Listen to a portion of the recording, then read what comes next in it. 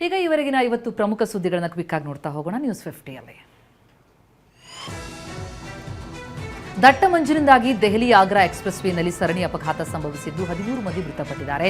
75ಕ್ಕೂ ಹೆಚ್ಚು ಮಂದಿ ಗಾಯಗೊಂಡಿದ್ದಾರೆ. ಉತ್ತರ ಪ್ರದೇಶದ ಮಥುರಾದಲ್ಲಿ ದಟ್ಟ ಮಂಜಿನಿಂದಾಗಿ 7 ಬಸ್ 3 ಕಾರ್ ಪರಸ್ಪರ ಡಿಕ್ಕಿ ಹೊಡೆದ ಪರಿಣಾಮ ಹಲವು ವಾಹನಗಳು ಬೆಂಕಿಗಾಹುತಿಯಾಗಿವೆ. ದೆಹಲಿ ಹಾಗೂ ಎನ್ಸಿಆರ್ನಲ್ಲಿ ವಾಯು ಗುಣಮಟ್ಟ ಕೊಂಚ ಸುಧಾರಿಸಿದೆ. ನಿನ್ನೆಗೆ ಹೋಲಿಸಿದರೆ ಗಾಳಿ ಗುಣಮಟ್ಟ ಸುಧಾರಿಸಿದೆ. ಬೆಳಗ್ಗೆ ದಟ್ಟ ಹೊಗೆ ಮಂಜು ಕಡಿಮೆಯಾಗಿದೆ. ಸೂಚ್ಯಂಕ 381ಕ್ಕೆ ಇಳಿಕೆಯಾಗಿದೆ.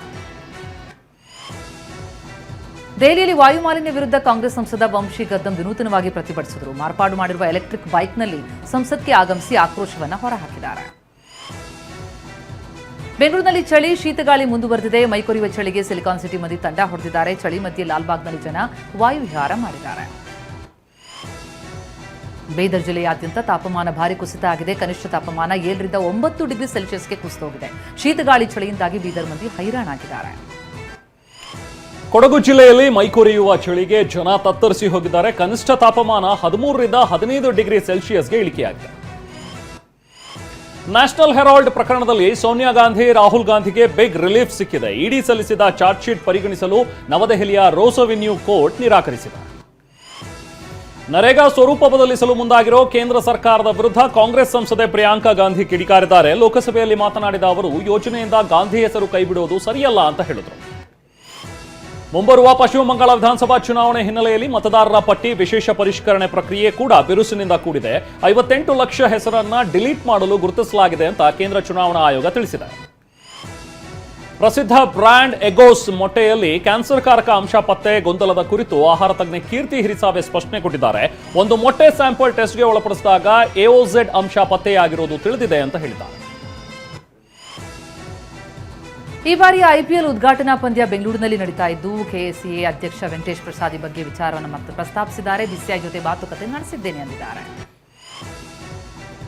ನ್ಯೂ ಇಯರ್ ಸಂಭ್ರಮಾಚರಣೆ ಹಿನ್ನೆಲೆಯಲ್ಲಿ ಬೆಂಗಳೂರಿನ ಪಬ್, ಕ್ಲಬ್ ಹಾಗೂ ಹೋಟೆಲ್ಗಳಿಗೆ ಮಾರ್ಗಸೂಚಿ ಬಿಡುಗಡೆ ಮಾಡಲಾಗಿದೆ. ಪೊಲೀಸರಿಂದ ಅನುಮತಿ ಕಡ್ಡಾಯ, ನಿಗದಿತ ಸಮಯ ಪಾಲನೆ ಮಾಡಬೇಕು, ಧ್ವನಿವರ್ಧಕವನ್ನು ಬಳಸೋದಕ್ಕೆ ಪರವಾನಗಿ ಪಡಿಬೇಕು ಅಂತ ತಿಳಿಸಿದ್ದಾರೆ. ಬೆಂಗಳೂರು ಕೆಂಪೇಗೌಡ ಏರ್ಪೋರ್ಟ್ ವಿರುದ್ಧ ಕ್ಯಾಬ್ ಚಾಲಕರು ಆಕ್ರೋಶ ಹೊರಹಾಕಿದ್ದಾರೆ. ಹೊಸ ನಿಯಮಗಳ ಹಿನ್ನೆಲೆ ಚಾಲಕರು ಗರಂ ಆಗಿದ್ದಾರೆ. ರಸ್ತೆ ಬಂದ್ ಮಾಡಲು ಯತ್ನಿಸಿದ ಚಾಲಕರನ್ನ ಪೊಲೀಸರು ವಶಕ್ಕೆ ಪಡೆದಿದ್ದಾರೆ. ತುಮಕೂರು ಜಿಲ್ಲಾಧಿಕಾರಿ ಕಚೇರಿಗೆ ಬಾಂಬ್ ಬೆದರಿಕೆ ಬಂದಿದೆ. ಜಿಲ್ಲಾಧಿಕಾರಿ ಅಧಿಕೃತ ಇಮೇಲ್ ಐಡಿಗೆ ಬೆದರಿಕೆ ಸಂದೇಶ ಬಂದಿದ್ದು, ಕೂಡಲೇ ಪೊಲೀಸರು ಬಾಂಬ್ ನಿಷ್ಕ್ರಿಯ ದಳ, ಶ್ವಾನದಳ ಸಿಬ್ಬಂದಿ ಸ್ಥಳಕ್ಕೆ ಆಗಮಿಸಿ ಪರಿಶೀಲಿಸಿದ್ದಾರೆ. ರಾಜ್ಯದ 4 ಜಿಲ್ಲೆಗಳಲ್ಲಿ ಲೋಕಾಯುಕ್ತ ದಾಳಿ ನಡೆಯಿತು. ವಿಜಯನಗರ ಡಿಎಚ್ಒ ಡಾಕ್ಟರ್ ಶಂಕರ್ ನಾಯಕ ನಿವಾಸ ಆಸ್ಪತ್ರೆಯಲ್ಲಿ ಪರಿಶೀಲನೆ ನಡೆಸಲಾಗಿದೆ. ಬೆಳಗಾವಿಯ ಕೃಷಿ ಇಲಾಖೆ ಜಂಟಿ ನಿರ್ದೇಶಕ ರಾಜಶೇಖರ್ ಅವರ ಧಾರವಾಡ ನಿವಾಸ ಮತ್ತು ಫಾರ್ಮ್ ಹೌಸ್ ಮೇಲೂ ದಾಳಿಯಾಗಿದೆ. ಬೆಳ್ಳಂಬೆಳಗ್ಗೆ ಲೋಕಾಯುಕ್ತ ದಾಳಿಯಿಂದಾಗಿ ಧಾರವಾಡದ ಕೃಷಿ ಇಲಾಖೆ ಜಂಟಿ ನಿರ್ದೇಶಕ ರಾಜಶೇಖರ್ ಶಾಕ್ ಆಗಿದ್ರು. ಸುಮಾರು 50,000 ರೂಪಾಯಿ ಹಣವನ್ನ ಟಾಯ್ಲೆಟ್ ಕಮೋಡ್ಗೆ ಹಾಕಿ ಫ್ಲಶ್ ಮಾಡಿದ್ದಾರೆ. ಶಿವಮೊಗ್ಗದಲ್ಲಿರೋ ಗ್ರಾಮೀಣ ನೀರು ಸರಬರಾಜು ಮತ್ತು ನೈರ್ಮಲ್ಯ ಇಲಾಖೆಯ ಎಕ್ಸಿಕ್ಯೂಟಿವ್ ಎಂಜಿನಿಯರ್ ರೂಪ್ಲಾ ನಾಯಕ್ಗೂ ಲೋಕಾಯುಕ್ತ ದಾಳಿ ಬಿಸಿ ತಟ್ಟಿದೆ. ಇನ್ನು ಮಂಡ್ಯ ಪಿಆರ್ ಇಡಿ ಸೂಪರಿಂಟೆಂಡೆಂಟ್ ಬೈರೇಶ್ ಮನೆ ಮೇಲೆ ಲೋಕಾಯುಕ್ತ ದಾಳಿ ನಡೆಸಿದೆ. ನಕಲಿ ದಾಖಲೆ ಸೃಷ್ಟಿಸಿ ಸಾವಿರಾರು ಎಕರೆ ಭೂಮಿ ಕಬಳಿಕೆಗೆ ಪ್ರಯತ್ನಿಸಿದ್ದ ಆರೋಪಿಯನ್ನ ಚಿಕ್ಕಮಗಳೂರಿನ ಮೂಡಿಗೆರೆ ಪೊಲೀಸರು ಬಂಧಿಸಿದ್ದಾರೆ. ತಲೆಮರೆಸಿಕೊಂಡಿದ್ದ ಮನ್ಮಥ್ ಗೌಡನನ್ನ ಕೊಡಗಿನಲ್ಲಿ ದಸ್ತಗಿರಿ ಮಾಡಲಾಗಿದೆ. ಬೆಂಗಳೂರು ದಕ್ಷಿಣ ಜಿಲ್ಲೆಯ ಕಗಲಿಪುರ ಪಿಎಸ್ಐ ಹರೀಶ್ ತಲೆದಂಡವಾಗಿದೆ. ಸುಳ್ಳು ಪ್ರಕರಣವನ್ನು ದಾಖಲಿಸುವುದಾಗಿ ಹಣ ವಸೂಲಿ ಮಾಡಿದ್ದ ಪಿಎಸ್ಐ ಹರೀಶ್ರನ್ನ ಅಮಾನತು ಮಾಡಲಾಗಿದೆ. ಬಿಸಿಯೂಟ ಆಹಾರದಲ್ಲಿ ಹುಳಗಳ ಪತ್ತೆ ಬಗ್ಗೆ ಟಿವಿ9 ವರದಿ ಬೆನ್ನಲ್ಲೇ ಕೊಪ್ಪಳ ಜಿಲ್ಲಾಡಳಿತ ಎಚ್ಚೆತ್ತುಕೊಂಡಿದೆ. ಡಿಸಿ ಸುರೇಶ್ ಹಿಟ್ನಾಳ್, ಜಿಲ್ಲಾ ಪಂಚಾಯಿತಿ ಸಿಇಒ ವರ್ಣಿತ್ ನೇಗಿ, ಅಕ್ಷರ ದಾಸೋಹ ಅಧಿಕಾರಿ ವನಿತಾ ಅವರು ಆಹಾರ ಸರಬರಾಜು ದಾಸ್ತಾನುಗಳ ಪರಿಶೀಲನೆಯನ್ನು ನಡೆಸಿದರು. ಬೆಂಗಳೂರಿನಲ್ಲಿ ಮಗಳಿಗಾಗಿ ತನ್ನ ಹೆಂಡತಿಯನ್ನೇ ಪತಿ ಕಿಡ್ನಾಪ್ ಮಾಡಿದ್ದಾನೆ. ಬೆಂಗಳೂರಿನ ನೈಸ್ ರೋಡ್ನಲ್ಲಿ ಸ್ನೇಹಿತನ ಮೂಲಕ ನಿರ್ಮಾಪಕ ಹರ್ಷವರ್ಧನ್ ಪತ್ನಿ ಚೈತ್ರಾರನ್ನ ಕಿಡ್ನಾಪ್ ಅನ್ನು ಮಾಡಿಸಿದ್ದಾನೆ. ತಾಯಿ ಕರೆ ಮಾಡಿ ನನ್ನ ಮಗಳನ್ನ ತಂದು ಕೊಡಿ ಅಂತ ಕೇಳಿದ್ದಾರೆ. ಬಾಗಲಕೋಟೆಯಲ್ಲಿ ಅಪ್ರಾಪ್ತ ಬಾಲಕಿ ಮೇಲೆ ಅತ್ಯಾಚಾರ ಎಸಗಿದ ಆರೋಪದ ಮೇಲೆ ಜನಪದ ಗಾಯಕ ಮೈಲಾರಿ ವಿರುದ್ಧ ಪೋಕ್ಸೋ ಕೇಸ್ ದಾಖಲಾಗಿದೆ. ಗಾಯಕ ಮ್ಯೂಸಿಕ್ ಮೈಲಾರಿ ಸೇರಿ 7 ಜನರ ವಿರುದ್ಧ ಮಹಾಲಿಂಗಪುರ ಠಾಣೆಯಲ್ಲಿ ಕೇಸ್ ದಾಖಲಿಸಲಾಗಿದೆ. ಬೆಂಗಳೂರಿನಲ್ಲಿ ಪೊಲೀಸರು ಹಣ ಕೇಳಿದ್ದಕ್ಕೆ ಯುವತಿ ಹೋಟೆಲ್ ಬಾಲ್ಕನಿಯಿಂದ ಜಿಗಿದ ಆರೋಪ ಪ್ರಕರಣವನ್ನು ಹಿರಿಯ ಅಧಿಕಾರಿಗಳು ಗಂಭೀರವಾಗಿ ಪರಿಗಣಿಸಿದ್ದು, ಹೊಯ್ಸಳ ಸಿಬ್ಬಂದಿಯ ಬಾಡಿ ಓನ್ ಕ್ಯಾಮೆರಾಗಳ ಪರಿಶೀಲನೆ ಮಾಡಿದ್ದಾರೆ. ಪೊಲೀಸ್ ಜೊತೆ ರೀಲ್ಸ್ ಮೋನಿಕಾ ಪರಾರಿ ಪ್ರಕರಣ ಸಂಬಂಧ ಸಿಸಿಟಿವಿ ಲಭ್ಯ ಆಗಿದೆ. ಮನೆ ಬಿಟ್ಟು ಹೋಗುವಾಗ ನಾನು ತಗೊಂಡು ಹೋಗಿಲ್ಲ, ಒಡವೆ ಬಟ್ಟೆ ಮುಟ್ಟಿಲ್ಲ ಅಂತ ಮೋನಿಕಾ ಹೇಳಿದ್ರು. ಆದರೆ ತುಂಬಿಕೊಂಡು ಹೋಗಿರುವುದು ಸಿಸಿ ಕ್ಯಾಮೆರಾದಲ್ಲಿ ಸೆರೆಯಾಗಿದೆ. ಚಿಕ್ಕಬಳ್ಳಾಪುರದಲ್ಲಿ ಮಾಜಿ ಪ್ರಿಯಕರ ಮಾಡಿದ ಕಿತಾಪತಿಯಿಂದಾಗಿ 20 ದಿನಗಳ ಹಿಂದೆ ಮದುವೆಯಾದಂತಹ ದಂಪತಿ ಪಾಳಲ್ಲಿ ಬಿರುಕಿದೆ.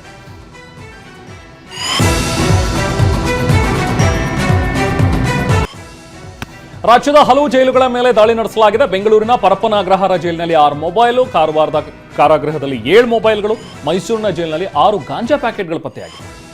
ಬೆಂಗಳೂರಿನಲ್ಲಿ ಡಿಜಿಟಲ್ ಅರೆಸ್ಟ್ ಹೆಸರಿನಲ್ಲಿ ಮಹಿಳಾ ಟೆಕ್ಕಿಗೆ 2 ಕೋಟಿ ರೂಪಾಯಿ ವಂಚನೆ ಮಾಡಲಾಗಿದೆ. ವಿಜ್ಞಾನ ನಗರದ ನ್ಯೂ ತಿಪ್ಪಸಂದ್ರ ನಿವಾಸಿ ಬಬಿತಾ ದಾಸ್ ಎಂಬಾಕೆಗೆ ಸೈಬರ್ ವಂಚಕರು ಮೋಸ ಮಾಡಿದ್ದಾರೆ. ಬೆಂಗಳೂರು ದಕ್ಷಿಣ ಜಿಲ್ಲೆ ರಾಮನಗರದಲ್ಲಿ ಕಾಡಾನೆ ಹಾವಳಿಗೆ ಬೆಳೆ ನಾಶವಾಗ್ತಾ ಇದೆ. ನೆಲಮಲೆ ಗ್ರಾಮದಲ್ಲಿ ಕಾಡಾನೆ ದಾಳಿಗೆ ರಾಗಿ, ಮಾವಿನ ಬೆಳೆ ಮತ್ತು ಪೈಪ್ಲೈನ್ ಕೂಡ ನಾಶ ಆಗಿದೆ. ಬೆಂಗಳೂರು ಹೊರವಲಯದ ಬನ್ನೇರುಘಟ್ಟ ಝೂಗೆ ವಿಶೇಷ ಅತಿಥಿಗಳ ಆಗಮನ ಆಗಿದೆ. ಪ್ರಾಣಿ ವಿನಿಮಯದ ಅಡಿಯಲ್ಲಿ ದಕ್ಷಿಣ ಆಫ್ರಿಕಾದ ಕ್ಯಾಪುಚಿನ್ ಕೋತಿಗಳನ್ನು ಬನ್ನೇರುಘಟ್ಟ ಝೂಗೆ ತರಲಾಗಿದೆ. 4 ಗಂಡು 4 ಹೆಣ್ಣು ಕ್ಯಾಪುಚಿನ್ ಕೋತಿಗಳ ಆಗಮನ ಆಗಿದೆ. ಬೆಂಗಳೂರಿನಲ್ಲಿ ಮತ್ತೊಂದು ಜೀವಂತ ಹೃದಯ ರವಾನೆ ಮಾಡಲಾಯಿತು. ಟ್ರಾಫಿಕ್ ನಡುವೆಯೂ ಆಂಬ್ಯುಲೆನ್ಸ್ ಮೂಲಕ 10 ಕಿಲೋಮೀಟರ್ ದೂರವನ್ನು ಕೇವಲ 7 ನಿಮಿಷಗಳಲ್ಲಿ ಜೀವಂತ ಹೃದಯವನ್ನು ಆಸ್ಪತ್ರೆಗೆ ರವಾನಿಸಲಾಗಿದೆ. ಉತ್ತರ ಕನ್ನಡ ಜಿಲ್ಲೆ ಕಾರವಾರದ ಅಮದಹಳ್ಳಿಯಲ್ಲಿ ಎಲ್ಪಿಜಿ ತುಂಬಿದ ಆಟೋ ರಿಕ್ಷಾ ಸ್ಫೋಟಗೊಂಡಿದೆ. ಇದರಿಂದಾಗಿ 2 ಕಾರುಗಳು ಸುಟ್ಟು ಕರಕಲಾಗಿದೆ.